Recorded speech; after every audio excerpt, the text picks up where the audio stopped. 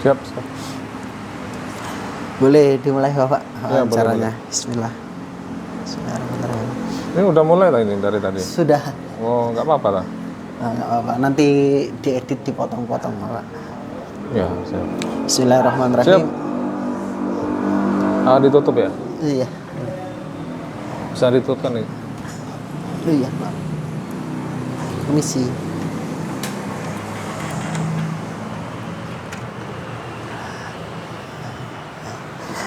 Oke.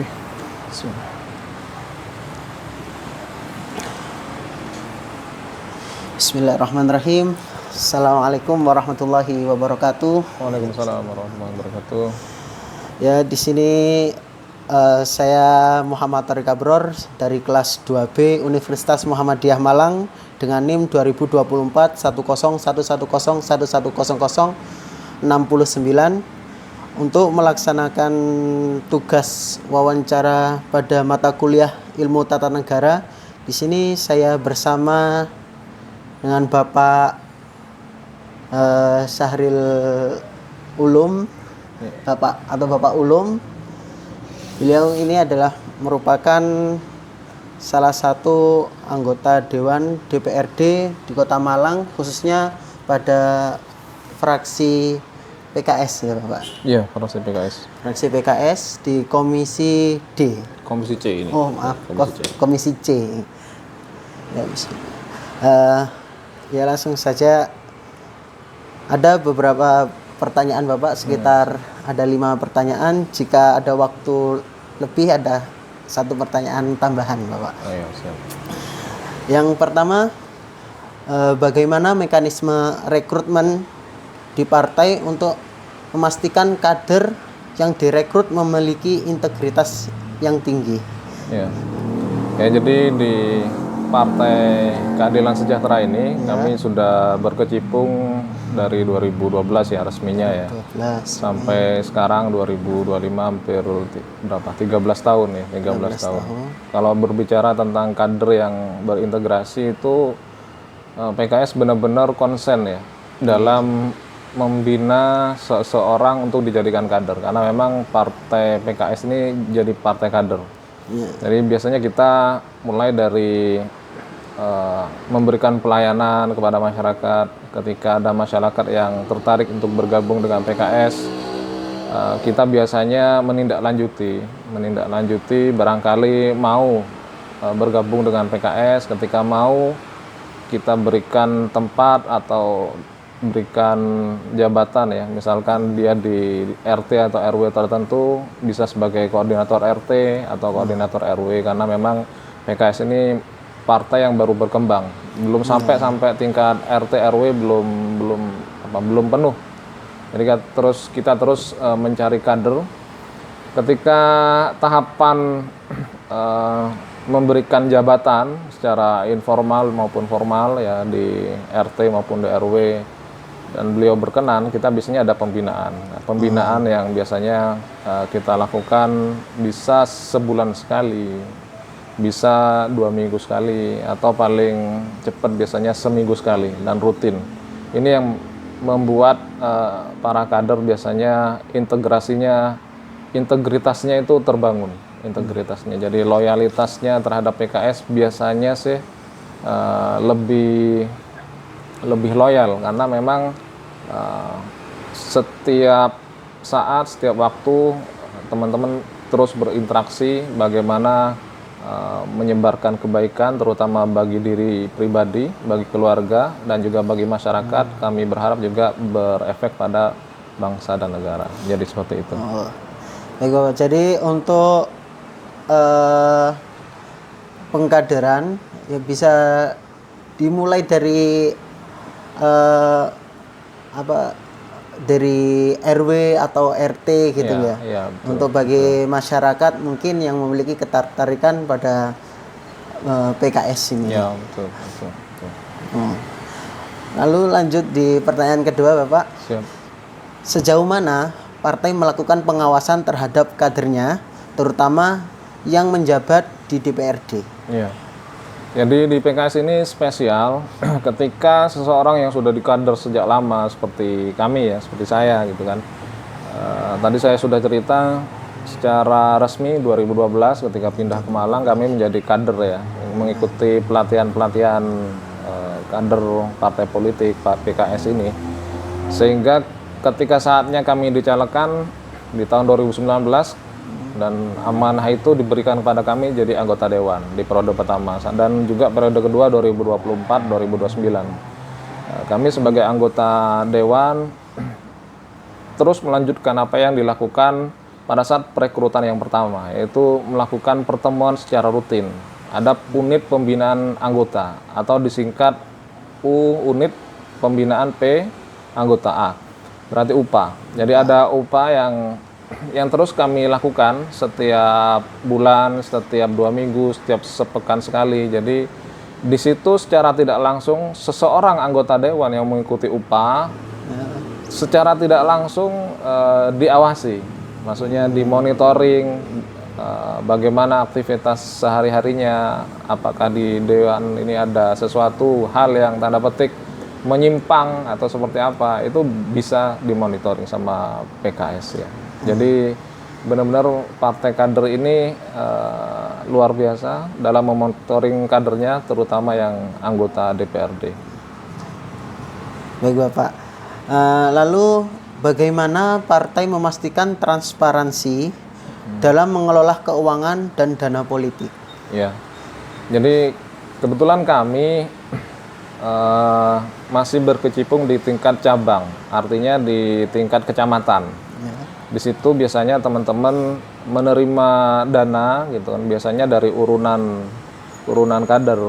Ya, dari urunan kader itu sudah ada pengurusnya masing-masing, ada ketua, sekretaris, bendahara. Maksudnya yang berhubungan dengan uang otomatis ke bendahara.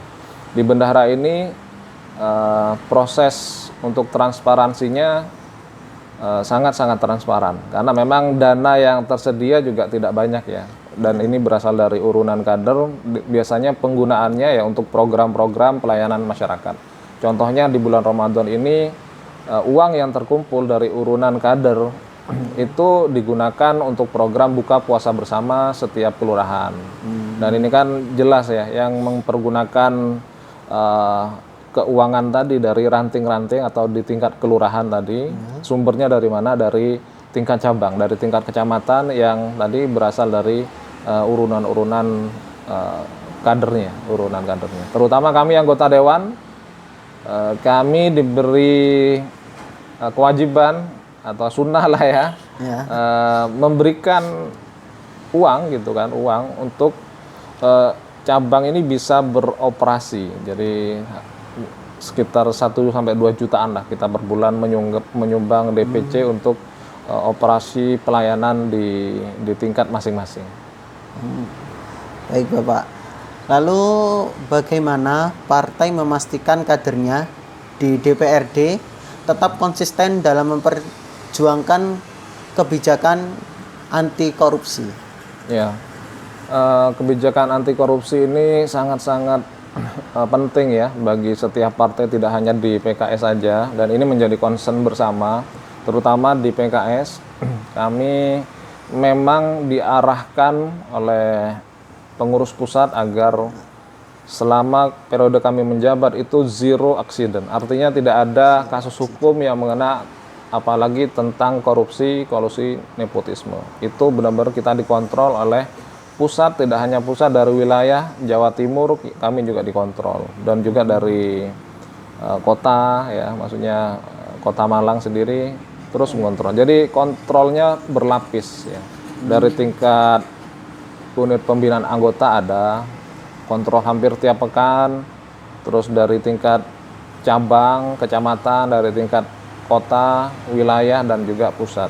Itu benar-benar mengontrol kinerja dari anggota dewannya masing-masing agar sesuai rel, sesuai jalur, bahwa PKS ini benar-benar partai Islam yang rahmatan lil alamin, dan yang notabene berkebalikan dengan perilaku KKN ya. Itu Berkaitan dengan KKN ini Bapak, ada pertanyaan terakhir, pertanyaan kelima yang ada pada bahan pertanyaan saya Bapak. Apakah kendala apa kendala besar dalam memastikan kader tetap bersih dari KKN? Ya, ketika kita tidak ukur upah unit pembinaan anggota yang itu ada per pekan atau per 2 minggu atau per 1 bulan, seorang anggota dewan tidak ikut upah, maka fungsi kontrol terhadap anggota dewan yang bersangkutan lepas, gitu. Dan ini yang mengkhawatirkan, gitu, karena tidak ada fungsi kontrol di internalnya ya. Khawatirnya apa? Ketika tidak dikontrol setiap pekannya, setiap 2 minggu, setiap 1 bulannya, maka apa yang menjadi tantangan di DPRD seperti perilaku atau tindakan KKN itu bisa terjadi. Yang pertama tadi tidak ada fungsi kontrol di internalnya. Yang kedua dari faktor eksternal, karena kita di sini kan banyak pengaruh dari luar. Kita biasa berinteraksi dengan berbagai macam pihak yang tidak tahu, mungkin 1 atau 2 waktu ada peristiwa-peristiwa yang tadi berkaitan dengan KKN. Ketika itu tidak ada kontrol atau lepas dari internal, tidak ada kontrol, bisa saja itu terjadi. Terutama kalau untuk mencegah KKN ini pastinya harus transparansi juga ya. Betul. Dan harus tidak boleh anggota dewan tidak ikut upah. Ya, ini yang paling penting. Kadang ada anggota dewan yang malas-malasan tidak ikut upah. Ini menjadi perhatian partai sebenarnya. Karena bisa jadi fungsi kontrol tidak jalan. Ketika fungsi kontrol tidak jalan, arah ke KKN itu bisa saja terjadi. Itu yang kami khawatirkan. Baik Bapak. Ini ada pertanyaan satu tambahan dari saya. Karena ini saya di Malang kan sudah sekitar 8 tahun kan. 8 tahun. Saya dari Jombang dan melihat ada kayak ini Bapak, tukang parkir. Bagaimana cara menghadapi supaya tukang parkir ini di Kota Malang terutama agar tidak saya perhatikan tukang parkir di Malang sini kayak mereka kalau kita nggak punya uang kecil, mereka memaksa kebanyakan, seperti ada kayak benar-benar pungli gitu. Mohon maaf Bapak, kayak pungli. Jadi meskipun sepeda motornya kadang itu ditunggu, terus tetap ada orang yang minta dan memaksa. Harus bayar 2.000. Contohnya Bapak, dulu saya pernah di Roma sini, Pasar Rombeng Malang, waktu malam hari. Saya beli casing HP waktu itu. Saya di atas motor, teman saya beli. Terus sepeda saya ini dipegang sama orang ini, dipegang. Saya mau lanjut, disuruh bayar dulu. Bayar Mas, bayar nggak bisa, bayar dulu. Sambil sepeda saya dipegang seperti ini. Dan itu menurut saya ini adalah kayak semacam pemalakan ya, pemalakan pungli liar. Jadi bagaimana menurut pandangan Bapak dalam menghadapi situasi dan kondisi tukang parkir yang ada di Malang sini? Jika ada kejadian yang serupa, bisa tolong dilaporkan ke kami, ya kan, titik lokasinya di mana. Kalau bisa ada dokumentasi, meskipun tidak terang-terangan. Ketika ada identitas, nanti kita akan tindak lanjuti ke dinas terkait. Jadi selama ini seperti itu. Yang kedua itu jangka pendeknya ya. Jangka panjang kami berharap dengan kepemimpinan wali kota yang baru, kami meminta agar pengelolaan parkir di Kota Malang bisa lebih baik lagi, lebih legal, sehingga membuat orang atau masyarakat Kota Malang ini aman, ya kan? Aman, nyaman, dan juga tidak ada pungutan liar di situ. Tidak ada pungutan liar di sana. Jadi ini menjadi presiden buruk ya ketika itu banyak terjadi di titik-titik. Yang pertama kami minta itu dilaporkan kepada kami bisa, nanti kita akan tidak lanjuti ke dinas terkait. Yang kedua, jangka panjangnya kami minta wali kota sebagai eksekutif di Kota Malang memperbaiki sistem berparkiran yang ada di Kota Malang. Entah itu secara pengelolaan tukang parkirnya, lahan parkirnya, maupun legalitas parkir dan sebagainya. Ada contoh ini Bapak di dekat kontrakan kami di daerah Dau sana, khususnya di area Dermo. Di sana kan banyak tempat kafe-kafe. Cuman saya salutnya di sana itu, meskipun di sana banyak kafe-kafe, di sana tidak ada tukang parkir. Nah, hal ini saya belum tahu sebab dari yang di sana itu memang dari RT-nya atau pengelola kafenya atau dari lurahnya. Saya kurang tahu, mungkin bisa Bapak jelaskan kenapa kok terkadang ada dalam satu domisili atau satu tempat itu dia kayak tukang parkir bisa nggak gimana ya, nggak ada di sana sampai dihilangkan. Itu dari dampak apa seperti itu? Kalau misalnya ada bisa di Dau bisa, kenapa kok di tempat lain tidak bisa? Gitu. Nah, biasanya pengelola parkir itu dari pihak yang terdekat ya. Misalkan di Dau masuk kabupaten, dan ini juga biasanya berhubungan dengan RT, RW atau kepala desa setempat. Ketika mereka punya kebijakan tertentu yang mereka tidak menarik parkir dan itu dirapatkan, dimusyawarahkan bersama untuk tidak menarik parkir, maka bisa saja terjadi. Gitu. Tetapi di titik lain ini bisa jadi berbeda. Bisa jadi berbeda karena memang lahan yang diincar tanda petik ya, gitu kan. Ini memang dibuat untuk perputaran tanda petik bisnis yang entah itu legal atau tidak legal. Intinya tiap titik berbeda tentang kebijakan, tergantung pengampu kebijakan di tempat tersebut. Baik Bapak, mungkin saya cukupkan untuk wawancara kali ini. Jadi untuk kesempatan kali ini saya sudah berwawancara bersama Bapak Ulum, atau saya sendiri bisa sebut Ustadz Ulum ya, karena beliau merupakan ternyata salah satu ustadz yang dulu saya mondok di PPDU. Beliau ini adalah ustadz dari angkatan pertama ya. Angkatan pertama. Terus tahun keduanya gimana Bapak? Ya, tetap berlanjut, dan setelah ada yang menghandle baru kita selesai. Jadi di pertengahan tahun kedua dan ketiga itu Bapak sudah ada yang menghandle. Maksudnya angkatan pertama kan bisa menghandle adik kelasnya sudah.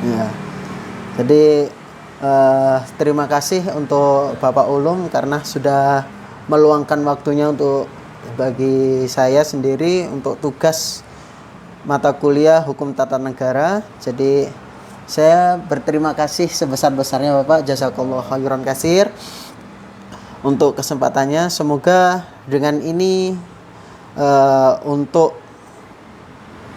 DPRD kedepannya bisa jauh lebih baik lagi. Amin. Dan semoga untuk Bapak beserta keluarga diberikan kesehatan dan keberkahan oleh Allah Subhanahu wa taala. Amin. Ya, terima kasih untuk wawancaranya. Akhirul kalam. Wassalamualaikum warahmatullahi wabarakatuh. Waalaikumsalam warahmatullahi wabarakatuh.